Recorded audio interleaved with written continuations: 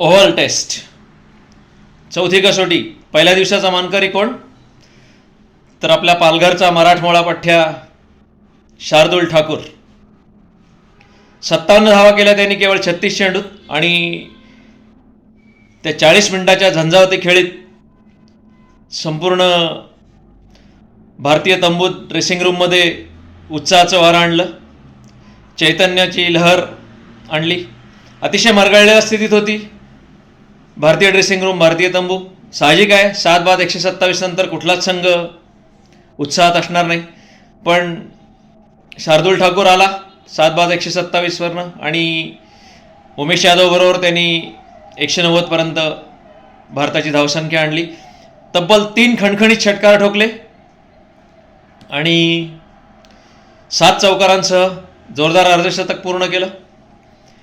सचिन तेंडुलकरची आठवण करून देईल एवढा लाजवाब स्ट्रेट ड्राईव्हही मारला त्यांनी आणि मरगळलेल्या भारतीय तंबूत थोडंसं चैतन्याचं वारं फुंकलं.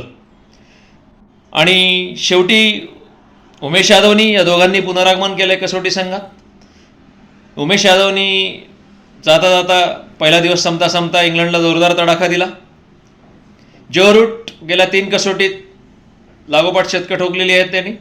काही करून भारतीय गोलंदाजांना दाद देत नव्हता. शमी, बुमराह, ईशांत शर्मा यांच्याकडनं सहजासहजी आऊट होत नव्हता. उमेश यादवनी आपल्या 6व्या षटकात क्लीन बोल्ड करत, पूर्णपणे त्रिफळाचीत करत बॅट पॅडचा गॅप काढला इनस्विंगरनी जोरदार आणि जो रूटला तंबूत पाठवलेला आहे. त्याच्यामुळे पहिल्या दिवसाखेर भारताला थोडीशी चांगलीच आशा ठेवायला जागा आहे. इंग्लंड 3 बाद 53, भारताच्या 191च्या धावांच्या उत्तरात. इंग्लंड अजूनही 138 धावांनी मागे आणि सगळ्यात महत्त्वाचा फलंदाज त्यांचा बाद झालेला आहे. जवळजवळ 33 ते 35% धावा गेले काही दिवस जो रूटच करत होता आणि त्याला तंबूत पाठवण्यात भारताला यश मिळालेलं आहे. त्याच्यामुळे दुसऱ्या दिवशी भारतीय गोलंदाजांकडनं चांगलीच अपेक्षा धरता येईल. भारतीय गोलंदाजांना अजूनही इंग्लंडच्या डावाला खिंडार पाडून कमीत कमी धावसंख्येत इंग्लंडला बाद करायची अपेक्षा ठेवता येईल. डेव्हिड मलान, जॉनी बेअरस्टो आणि ऑलिव्हर पोप या 3 फलंदाज बाकी आहेत खंदे अजून.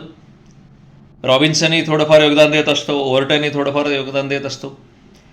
त्याच्या आधी सकाळी पहिल्या दिवशी फसव्या सुरुवातीनंतर भारताचे फलंदाज लडखडले. परत पत्त्याचा बंगला कोसळला तशी भारताची फलंदाजी कोसळली. अर्धा तास अतिशय व्यवस्थित चाललं होतं असं वाटलं होतं. के.एल. राहुल आणि रोहित शर्मा छान तोंड देत होते. पण संघात पुनरागमन केलेल्या वोक्सनी आपल्या पहिल्या षटकात संघाच्या डावाच्या 9व्या षटकात रोहित शर्माला परत पाठवलं 1 बाद 28. त्याच्यानंतर राहुलही परत पाठवला, पुजाराही परत गेला. इंग्लंडचे गोलंदाज अतिशय टिचून मारा करतायत. एक झाला की दुसरा झाला की तिसरा असे एका लागोपाठ एक गोलंदाज भारतावर चालून येत आहेत आणि भारतीय फलंदाजांना अजिबात श्वास घ्यायला सुद्धा फुरसत मिळत नाही. हा झाला की तो झाला की हा, अँडरसन झाला की रॉबिन्सन झाला की ओव्हर्टनच्या आधी मगाशीच सांगितलं तो क्रिस वोक्स होता. तर भारताची अवस्था परत अतिशय वाईट झाली होती. 1.5 तासाच्या खेळात 3 बाद 39. विराट कोहली अतिशय सुरेख लयीत येतोय की काय असं वाटलं होतं. अर्धशतक झळकावलं त्यांनी, पण अर्धशतकावरच बाद झाला तो. उपारालाच भारताची अवस्था होती 3 बाद 54 25 षटकात. चहापानालाही अशीच अजून 3 बळी गेले आपले आणि 6 बाद झाले होते. उपार ते चहापान आपण 54 धावा जोडल्या होत्या आणि भारताची अवस्था अशी अतिशय वाईट होती. चहापानानंतर लगेच पंत बाद झाला 7 बाद 127. मागच्या कसोटीतल्या 78पेक्षा थोडीशी कामगिरी बरी होती, पण 150 तरी करतायत की नाही अशी अवस्था होती. आणि आत्ताच सुरुवातीला सांगितल्याप्रमाणे तो आला, त्यांनी पाहिलं आणि त्यांनी गाजवलं मैदान आणि केवळ 40 मिनिटाच्या जोरदार फलंदाजीने चित्र पालटवून टाकलं आणि मुख्य म्हणजे भारताला अतिशय उत्साहाची गरज होती, बूस्टर डोसची गरज होती, ती शार्दूल ठाकूरच्या खेळीने मिळाली. बुमरानी आपल्या दुसऱ्या षटकात जोरदार 2 धक्के देत सलामीवीरांना परत पाठवलं इंग्लंडच्या 2 बाद 6. आणि सगळ्यात महत्त्वाचं म्हणजे उमेश यादवनी त्रिफाळीचित करून जो रूटला भारताच्या आशा खूप जागवलेल्या आहेत. तर आत्ता तरी समान संधी वाटते दोघा संघांना. डेव्हिड मलान, जॉनी बेअरस्टो, पोप, ओव्हरटन, रॉबिन्सन यांना कितपत लवकर गुंडाळण्यात यश येते दुसऱ्या विषयी बघायचं. त्याच्या आधी इंग्लंडनी नाणेफेक जिंकून भारताला फलंदाजीला पाचारण केलं. भारताने आत्ता सांगितल्याप्रमाणे 2 बदल केले. इशांत शर्मा आणि मोहम्मद शमीच्या जागी शार्दूल ठाकूर आणि उमेश यादव दोघांनी पहिला दिवस गाजवला. दोघांची छान भागीदारी झाली 63 धावांची.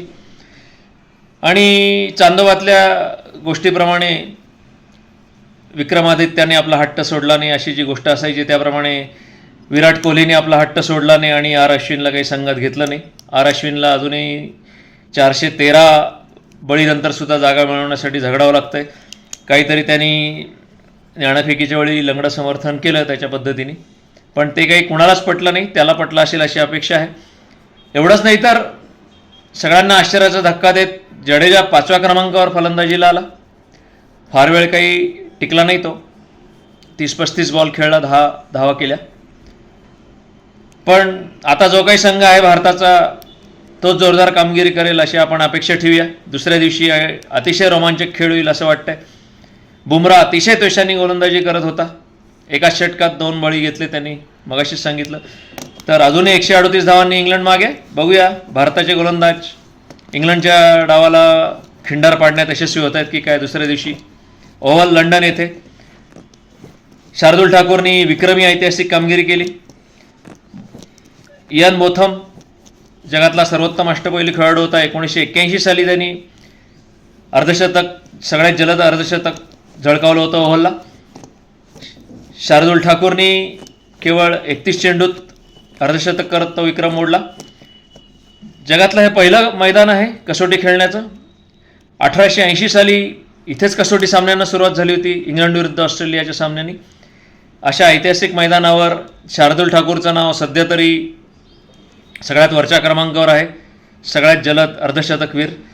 3:30-4 वाजता पालघरहून उठून मुंबईला प्रॅक्टिस करायला गेलेला, असा अतिशय कष्ट करत, अतिशय मेहनत करत वर आलेला हा आपला मराठी खेळाडू आहे.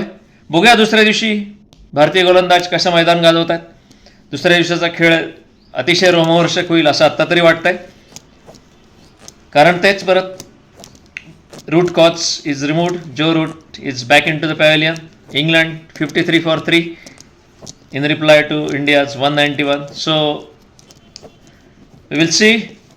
We will meet after second day of the Oval Test, 4th in the series, with the series leveled at 1-1. Till then, this is Vivek Kitkar signing off. Goodbye.